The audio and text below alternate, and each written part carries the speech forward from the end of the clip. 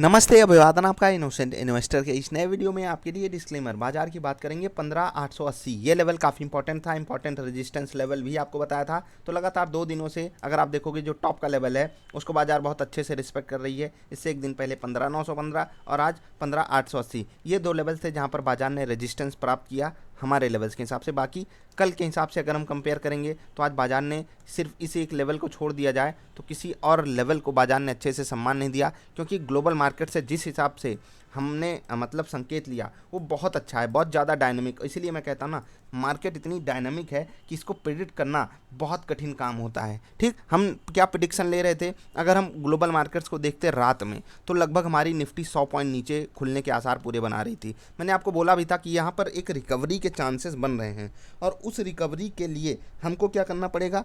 हमको मतलब संकेत लेना पड़ेगा डाउ फ्यूचर से जो कि पॉजिटिव रहे, और वही हुआ। ग्लोबल मार्केट्स में एक रिकवरी देखने को मिली। रात में भी ये डेटा लगभग 30-40 पॉइंट पे आ गया था कि निफ्टी सिर्फ इतना खुलेगी। सुबह भी लगभग इतना ही था, लेकिन खुलने में हम काफ़ी मजबूती दिखाए। खुलने के बाद आप देख सकते हो 5 मिनट की कैंडल पे कितने बेहतरीन तरीके से हम ऊपर गए हैं। सच में ये दिल खुश करने वाली फीलिंग है कि ऐसे ग्लोबल मार्केट से नेगेटिव संकेत लेने के बाद भी हम ऊपर गए। छोटी सी प्रॉफिट बुकिंग आई, सारा दिन हम एक रेंज में रहे और आखिरी 2 घंटे में गजब का मोमेंटम हमने देखा निफ्टी में। लगभग 15,820 से 15,880 15,890 तक निफ्टी गई। 60-70 पॉइंट का अचानक से मोमेंटम आना बड़ी बात होती है, और ये जो बाइंग है ये ग्लोबल मार्केट्स को देखकर हुई। मैं आपसे बोल भी रहा था कि हमको यहाँ पर बहुत पैनिक नहीं कर लेना है, बहुत ज़्यादा नेगेटिव नहीं हो जाना है, स्टॉक स्पेसिफिक रहने को भी मैंने आपको बोला था। तो 1 डे की कैंडल जब आप देखोगे तो बहुत दमदार क्लोजिंग है। कल की जो नेगेटिव कैंडल थी आज उसकी भरपाई हो गई। बढ़िया एक ग्रीन कैंडल हमको देखने को मिल रही है जो कि नीचे भी गई थी, विक भी बनी और ऊपर डे हाइज के आसपास की क्लोजिंग हमको मिली है जो कि काफ़ी बेहतरीन है। अगर आप ग्रीन कैंडल के हिसाब से देखोगे तो ये अब तक की सबसे मजबूत ऑल टाइम हाइज के पास की मुझे क्लोजिंग दिखाई दे रही है, क्योंकि आप इससे पहले कोई भी क्लोजिंग देखो ये वाली तो इससे बेहतरीन नहीं थी, क्योंकि हम नीचे से 15,800 से 80 पॉइंट ऊपर आए हैं, वो भी एडवर्स कंडीशन में। तो अब बहुत ज़्यादा चांसेस हैं कि हम 16,000 का आंकड़ा पहली बार टच करेंगे। ठीक, निफ्टी फ्यूचर्स की बात कर लेते हैं। आज यहाँ पर दिन अच्छा नहीं गया, मैं आपको दिखाऊंगा कैसे दिन अच्छा नहीं गया। उससे पहले मैं आपको बताना चाहूँगा 160 रुपये में आप निफ्टी में कैसे ट्रेड कर सकते हो। सिर्फ 160 रुपये में आप पूरे निफ्टी के 50 स्टॉक्स कैसे खरीद सकते हो, लाइव ट्रेडिंग करके मैंने दिखाया हुआ है। ज़रूर जाकर देखिएगा वीडियो।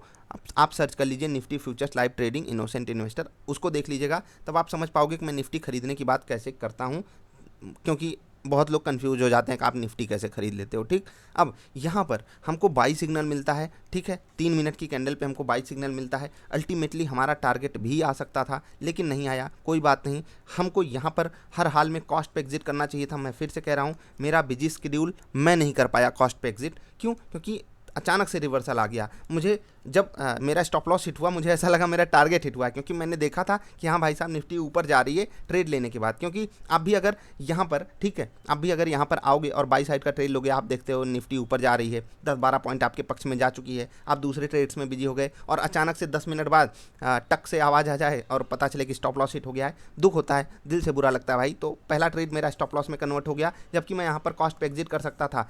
कैसे कॉस्ट पे हम एग्जिट करते हैं? जब हमारे फेवर में कुछ पॉइंट्स आ जाए मोमेंटम के, तो हमको जो अपना स्टॉप लॉस है उसको कॉस्ट पे ट्रेल कर लेना चाहिए, क्योंकि हम रिस्क नहीं लेना चाहते, क्योंकि हमारा मेन काम रिस्क को मिटिगेट करना है। ठीक है, वो काम मैं नहीं कर पाया बिजी शेड्यूल के कारण। आप में से बहुत से लोगों ने किया होगा, तो आपको शुभकामनाएं। 10 मिनट की कैंडल पे जो हुआ वो नहीं होना चाहिए था, ये मैं पर्सनली फील करता हूं, क्योंकि होता है ना कि जैसे मैं आपसे हमेशा बोलता रहता हूं कि 25% किस्मत का खेल होता है, वही हुआ मेरे साथ। क्योंकि यहाँ पर हमको सेल साइड का ट्रेड मिला था। ठीक, और 825 रुपये के आसपास मेरा सेल साइड का ट्रेड था। 15,825 रुपये के आसपास हमने यहाँ पर सेल साइड का ट्रेड लिया। उसके बाद निफ्टी यहाँ पर भी एक बार आती है, यहाँ पर भी एक बार आती है, और जैसे कहते हैं ना कि 803 रुपये ये मेरा टारगेट था। मैं हमेशा आपसे बोलता हूँ, मैं 21, 22, 23 इसी के आसपास अपना टारगेट सेट करता हूँ, जहाँ पर मैं कुछ परसेंटेज अपने जो लॉट्स हैं उनको निकाल लेता हूँ। बस बहुत छोटी क्वांटिटी उसके बाद बचती है। लेकिन होता क्या है, यहाँ पर टारगेट हिट नहीं होता है, ना पहली बार ना दूसरी बार। जो मैंने लाइव ट्रेडिंग आपको करके दिखाई थी, सेम सिचुएशन बनी, टारगेट हिट नहीं हुआ, उसके बाद रिवर्स कर गया। और यहाँ पर जो मेरी कॉस्ट पे एग्जिट हुई है ना, यहाँ पर तो मैंने देख रहा था सिचुएशन कैसे हुई। यहाँ पर जो कॉस्ट पे एग्जिट हुआ है वो बहुत दर्द दिया। क्यों? क्योंकि अल्टीमेटली हमारा लगभग टारगेट आ गया था। 2-2.5 पॉइंट से जब कोई टारगेट चूक जाता है तो वो बहुत ज़्यादा बुरा फील देता है सच में, क्योंकि हम सही भी थे, हमने शॉर्ट ट्रेड लिया, मोमेंटम भी हमारे पक्ष में आया, एक बार आया, उसके बाद ऊपर भी गई, कॉस्ट के उसके ऊपर एक बार हमें लॉसेस भी देखने पड़े, उसके बाद फिर से टारगेट हिट नहीं हुआ, दुख होता है। तो आज का दिन बिल्कुल भी अच्छा नहीं गया मेरे लिए पर्सनल लेवल पे। क्यों? क्योंकि पहली चीज़, एवरेज करने के लिए मुझे रिट्रेसमेंट सही नहीं मिल पाया। अदरवाइज मेरा एवरेज और अच्छा होता। अगर 15,825 से ऊपर 828 829 के आसपास मैं एवरेज कर लिया होता तो हमारे टारगेट हिट हो गए होते। ये पहली गलती हो गई। बाकी तो किस्मत ने जो किया वो किया। तो लगातार कई दिनों से हमारा दिन बहुत अच्छा जा रहा था और आज किस्मत ने बिल्कुल साथ नहीं दिया। तो चलता है, ये सब चीज़ें होती हैं। आपके साथ थोड़ा सा सिचुएशन सिनारियो अलग रहा होगा। बहुत लोगों का यहाँ पर टारगेट हिट हुआ है, अच्छी बात है।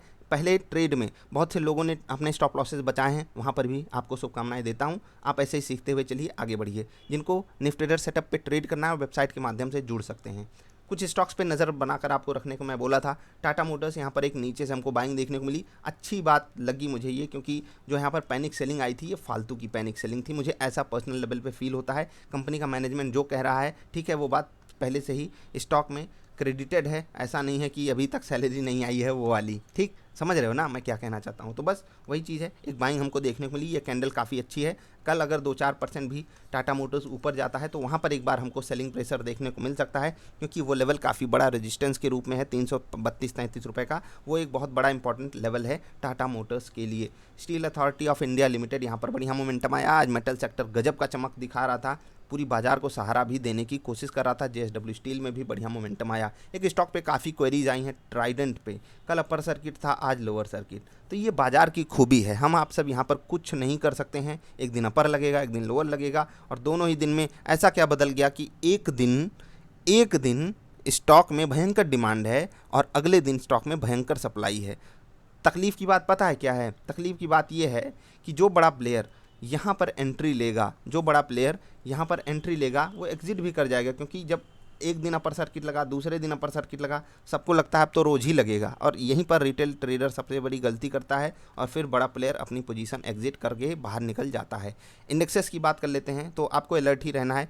इंडेक्सेस की बात कर लेते हैं। आज सारे इंडेक्सेस ने बहुत धूम धड़ाका किया।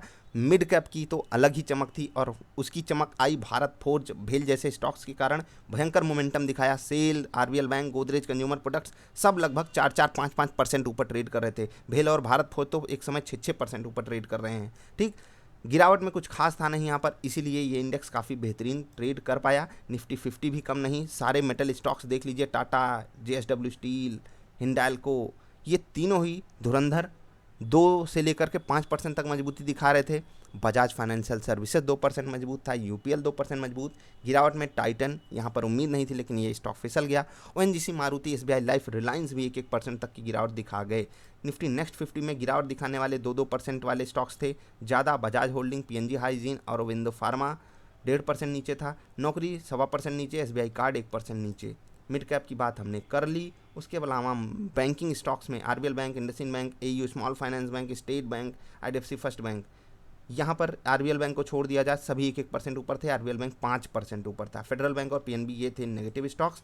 फाइनेंशियल सर्विसेज में Shri Ram transport, Bajaj financial services, Muthoot finance, HDFC, ICICI general insurance 1.5 से लेकर 2% तक मजबूत थे, और गिरावट में कुछ खास नहीं थे स्टॉक्स। तो आज की बाजार काफ़ी ज़्यादा स्ट्रेंथ दिखा रही है। कल हम जो कमज़ोर हो गए थे, कल हमारे पास जो कमज़ोरी दिखाई दे रही थी, ऐसे लग रहा था कि कुपोषण की शिकार हो गई है बाज़ार, अचानक से जो प्रेशर आ गया उसको आज इस कैंडल ने भरपाई करके दिखा दिया। सच में बहुत अच्छी फीलिंग आ रही है। अभी कम से कम क्लोजिंग बेसिस पे हमने बहुत अच्छी क्लोजिंग दी है। Let's hope for the best कि ग्लोबल मार्केट से हमें अच्छा संकेत मिले। रात को आपके लिए वीडियो हाजिर होगी तो हम उसमें आपको बताएंगे। यहाँ तक जो लोग आए हो वीडियो लाइक कर लेना। जो लोग जानना चाहते हैं निफ्टी कैसे खरीदते हैं, 160 रुपये में भी खरीद सकते हो, इसके ऊपर भी आप जाकर खरीद सकते हो। अलग अलग तरीके हैं निफ्टी खरीदने के। वीडियो ज़रूर देखिएगा निफ्टी लाइव ट्रेडिंग की, इनोसेंट इन्वेस्टर कल ही डाली है वीडियो, जिससे कि आपको काफ़ी चीज़ें वहाँ से समझ में आ जाएँ, खासकर जो लोग बिगनर हैं। ठीक, मिलेंगे फिर से। वीडियो पसंद आए तो लाइक करके जाना। नमस्कार।